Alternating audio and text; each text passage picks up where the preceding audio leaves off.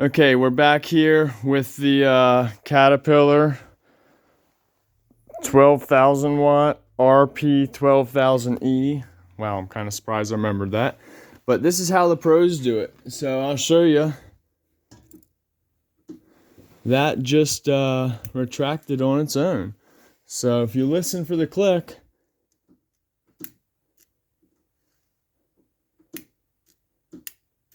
that to me indicates someone's about to get a paycheck. Yeah, I know. I'm just showing you guys this. This is exactly what was broke. So, ironically enough, this is getting a little warm. So I'm going to stop doing that, and I can tell you why it's probably getting warm, because this also is grounded by the block.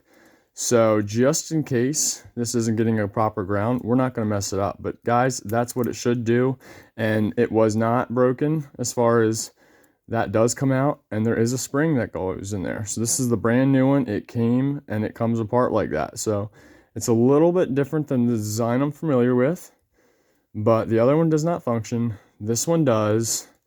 So I'm pretty much certain I'm about to put this back together, and we're gonna call the customer. Alrighty guys, be blessed. Peace.